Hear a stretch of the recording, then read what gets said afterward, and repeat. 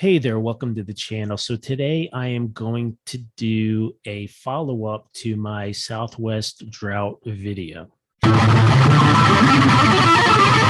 Okay, so in part one of my Southwest drought video, I kind of went over the falling water levels in Lake Mead and some of the kind of consequences of that, or trying to understand, what's going on, why is the water level dropping and all that stuff and the consequence of that. Now, today I'm going to try to follow up, and I'm really trying to get to kind of a number in terms of like how much time we have, like literally in terms of time, how much water is there. One thing to keep in mind that these units are in whatever hectares or acres of water. It doesn't really matter because we're looking at how fast it's changing. Whatever the unit is, it just is what it is. In addition, we're going to look at both dams. So for starters, we have Lake Powell down here. Its content, I'm focusing on content, not level, because the canyons are not smooth. So 100-foot level drop at different places is not the same amount of content. So we'll look at content in terms of acres of water, et cetera.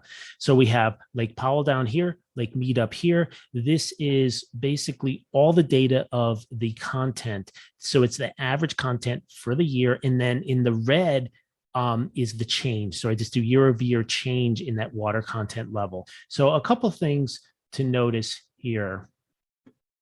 The Lake Mead, that goes back to the Great Depression and all that stuff, the New Deal.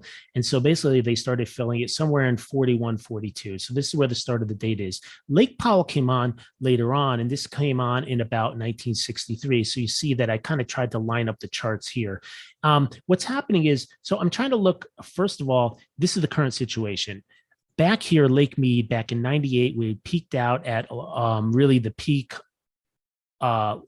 water levels and content in the reservoir. And we also had another peak back in 82. So very high content, but we've been on the decline ever since into 2022. So you can see this here. You can see how the water, the amount in the dam has dropped. Now, the same thing has happened for Powell. Keep in mind that Lake Powell is north of and above Lake Mead, and Lake Powell is the one that's going to collect the snowpack and the rain from like the Colorados. It's the first place where they collect it. Lake Mead isn't collecting as much of that natural rainfall.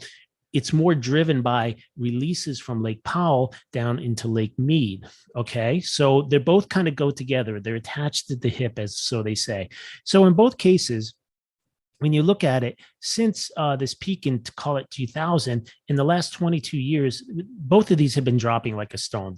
The water content and the water levels of them have been dropping at a stone. If I go back, I do not see any other period of time where it dropped that much. Now, maybe here, when they brought Lake Mead on, where they didn't have Lake Powell, it's possible that they could have had some similar kind of a situation here. This is about a 10 or 12-year period of time from early 40s to the mid 50s where the level was dropping. So it's possible that something was going on. There was possible that there was a drought, et cetera. But then for some reason, they rapidly brought the level back up, held the level up, and then dropped it off here. So I'm not so sure. If I was betting on this, then maybe it's possible that we're getting to the end of this. So the point is, I'm trying to look and say, hey, is there some kind of cycle? Is there something where, hey, oh, we've had these 20-year drops in the water level and water content in these dams, and therefore at some point after 20 years, like, hey, it always comes back, the weather changes, whatever. So this would be probably the best case here, but I would urge caution, because how did they suddenly bring the level up rapidly over here and then they brought it back down? Well, I think it's most likely due to planning, right? They knew that they had to store, they basically had to do a situation where they had to drop the level of water coming into Lake Mead so that they can let Lake Powell charge up in 64. So basically they artificially pumped the level up before that. They basically withheld, I'm assuming they held something. So the situation that we're in now is that we've been in like a 22-year drought, and it's going on right now, and the water levels and the content in these dams are dropping. So now what we can do is we just run a little math over here. We're trying to figure this out. So this is as of the data in June that I have from the organizations and the websites that I give you. This is the content. This is the content of Lake Mead. This is the content of Lake Powell. If we take a more probably conservative, take the average change in the content for the last 5 years, you're minus 360,000, minus 1.4 here. Now, I also did change in the content for 2022. 2022 is not complete, but, and so this might be an exaggeration, but just kind of trying to get a feel for that. This is the change that you have. Now, simply what you do is you take, hey, how much time do I have? Well, just simply divide the current content in the river by how much is changing. So if you divide it by the 5-year average, you see that you have 23 years left in Lake Mead, but only 4 years in Lake Powell. Interesting. But now if you take just the 2022 data, you see that it radically shifts to only having 8 years in Mead and 3 years in Lake Powell. So that's kind of interesting. So noting once again that Lake Powell over here is, you know, more due to the actual snowpack and the actual rainfall. And Lake Mead, well, it does get rain and stuff like that feeding into it. You know, a lot of the water in there is really coming from Powell. So there's this managing the levels. So conceptually, I believe Lake Powell may be more important, right? So, but either way, to look at it and say that you have 8 years water left or 3 years water, even 20 years of water left, that's not too good either. That's really not too good either. And then what I did is did one other thing. I looked up and the consensus seems to be out there right now that approximately 75% of the water from Lake Mead is going to agriculture. And this agriculture generates 60% of the food that the US eats right now. So we need to keep in mind that's a lot. So what I did is I just kind of redid the numbers for the 2022 a change in content of 2022. Doing that, we would have 8 years. We can like double it if we cut back the amount from agriculture by 50%. So that was kind of just an estimate to throw out there. So looking at this, it looks really bad. If I look at it from conservative, giving that I live in the Southwest, I live in San Diego, and I'm saying like, okay, does this literally means I could run out of water in 3 years, right? I mean, that's literally what it means. Am I being alarmist? No, I don't think so. I'm just trying to do the math with the data that we have. If the numbers don't come out good, that's just the way it is. So looking at this, it looks really bad. Now, looking at Lake Mead is better, but the problem is, you know, Lake Mead isn't going to do much good without Lake Powell. Lake Mead not being fed by Lake Powell is going to drop at a rapid rate. I mean, obviously there's a leveling thing here. There's a game going on. So now, given this, let's look at some of the consequences. What are the consequences of all this? So the first thing to note is that this water supply is generating 60%, let's just say a large percent of the food that the US eats. I mean, you can take a drive to the north on the 5 and you will see, you'll just drive 2, 3, 4, 5 hours of nothing but farmlands, almonds, everything else like that.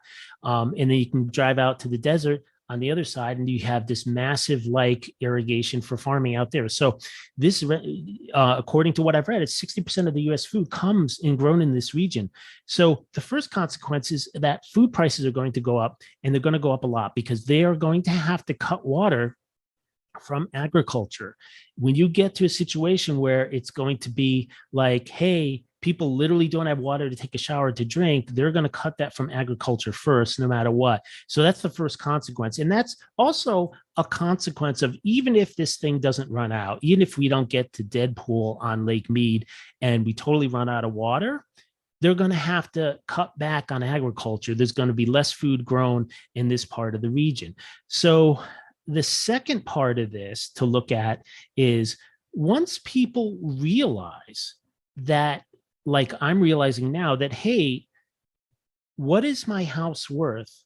What is my house worth when I don't have any water? And I'm not talking about just water for watering my lawn and I can replace it with some beautiful rocks and a cactus. I'm talking like literally, I don't have water to take a shower. I don't have water to drink. I have to truck in water. What's going to happen at that thing? You know, what's going to happen at that point?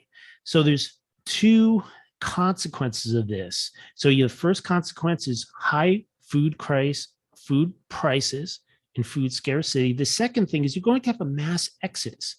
When people realize that, like, look, I can't live here, I literally don't have water, there's going to be a mass exodus. There's something like 40 million people that rely on these lakes and this entire Colorado River system for their water.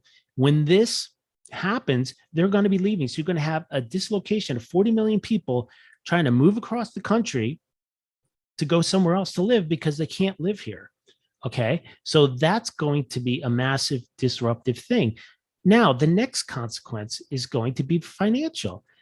I estimated that there's about call it $4 trillion worth of real estate in these areas. And it's actually probably much more. What's going to happen? People are going to leave. They're going to be like, and what are they going to do with those keys? Well, who's going to buy the house? No one's going to buy it because, like, hey, there's no water. So we're not buying, no one's buying houses in San Diego. No one's buying houses in Arizona or LA because there's no freaking water. So what's going to happen is all these people are going to leave. They're going to just throw the keys on the ground, be like, boom, I'm done. I've defaulted on the mortgage. So now we have the financial problem. You take $4 trillion crash in real estate in this region, you are going to have all the derivatives, all the mortgage-backed securities and derivatives of that are going to zero. So you have a financial crisis. So we have the food issue, higher food costs and scarcity. You have a mass migration situation, 40 million people scurrying like rats across the country to find a different place to live. And you have a financial crisis going on in that you have $4-5 trillion worth of real estate that went to a value of zero. And these are the consequences of this. First question is, we have to ask, why is this happening? And there's the climate side, which you can be skeptical or not, but there's the climate side.